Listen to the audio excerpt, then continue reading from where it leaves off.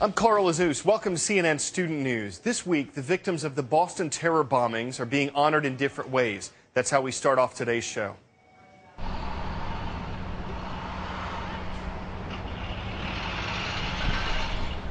Yesterday, the city of Boston paused for a moment of silence at 2:50 p.m., the same time when 1 week earlier explosions went off near the finish line of the Boston Marathon. More than 180 people were injured by the explosions. Around 50 of them are still in the hospital. 3 people were killed in the attack. Memorial services for 2 of them, Crystal Campbell and Lingzhu Liu, were held on Monday.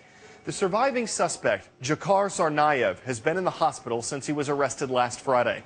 He can't talk because of his injuries, but he's communicating with investigators by nodding his head.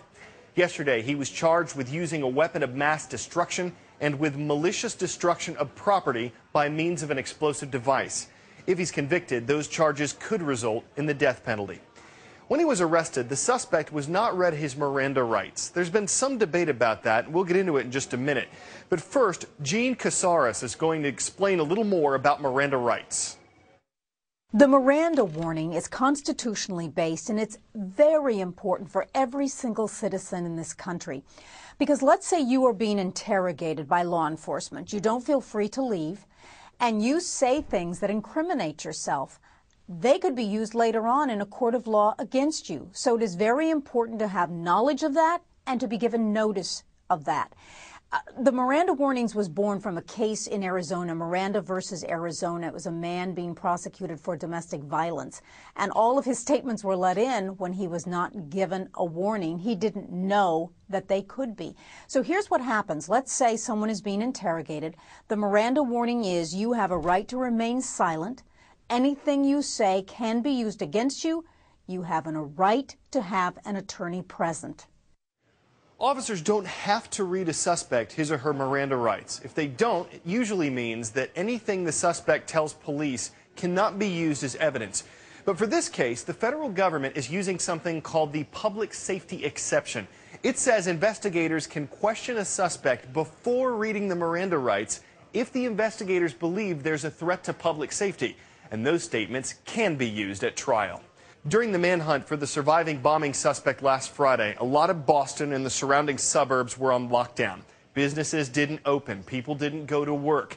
A city that was already reeling from the human cost of the violence suddenly had to deal with an economic cost as well. Christine Romans examines that impact.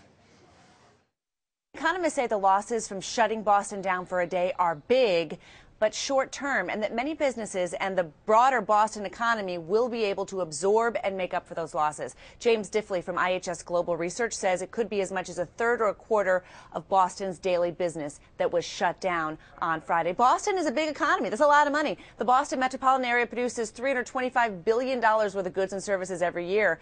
That's a little less than $1 billion a day. So think of that, a third to a quarter of that just gone from Friday. And of course, Boston is the 9th largest GDP in the country, so it is a big American city shut down. Everything stopped Friday. Businesses closed. Public transit, known in Boston as the T, shut down. 16 of the area's 35 colleges had canceled classes, including Harvard, MIT, Boston University, Northeastern. Most taxis were off the roads and shopping centers were shut. But while many people worked from home or had the day off, some workers actually couldn't be busier. Thousands of law enforcement officials and workers, hospital workers, hotel employees working overtime. Some Dunkin' Donuts locations stayed open as well, reportedly at the request of first responders. There was a lot of business there. There are insurance claims businesses can file for terrorism-related losses if it's covered. An analyst at Risk Management Solutions says that property damage claims are likely to be less than $1 million. It will be the business interruption that will be what is going to cost some companies money, and it's going to be difficult for small businesses to get back that revenue to meet their payroll. Authorities in Canada say they've broken up a terror plot in their country. They also said there is not a connection between this and the attack in Boston. In Canada, officers arrested 2 men who are accused of planning an attack against a passenger train.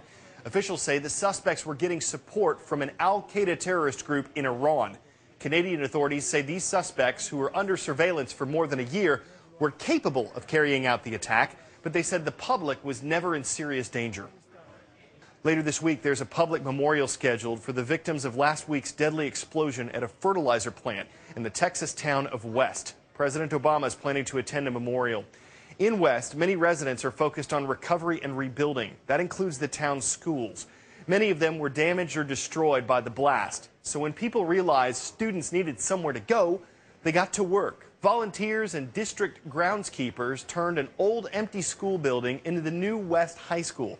They painted walls, made signs, brought in food and supplies, and they did it all in just a few days so that it would be ready for students to return to class yesterday.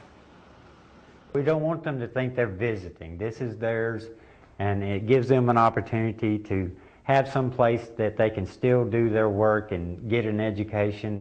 Parts of the Midwestern U.S. have been struggling through some severe weather. Record-setting rainfall in the past week or so has led to flooding in some areas.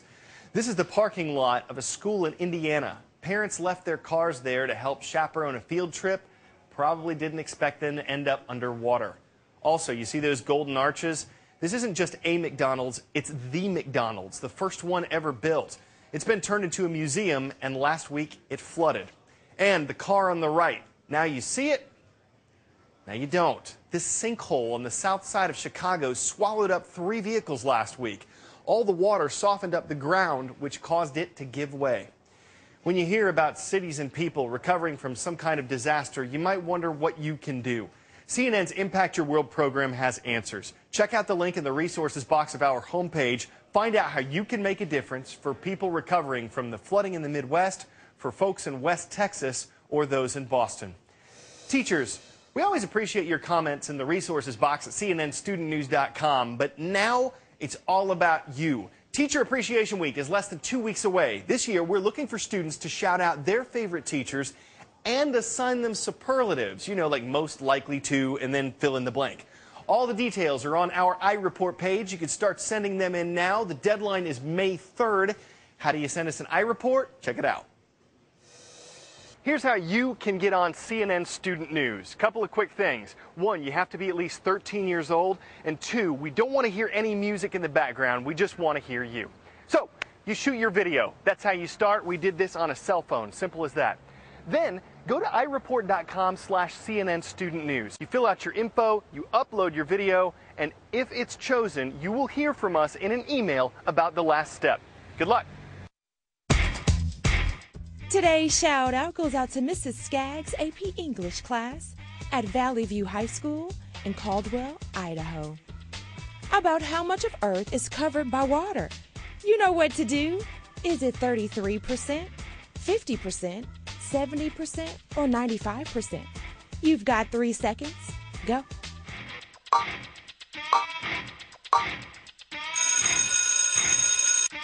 Around 70% of the planet is covered by water, but only a small amount of that is fresh water. That's your answer, and that's your shout out.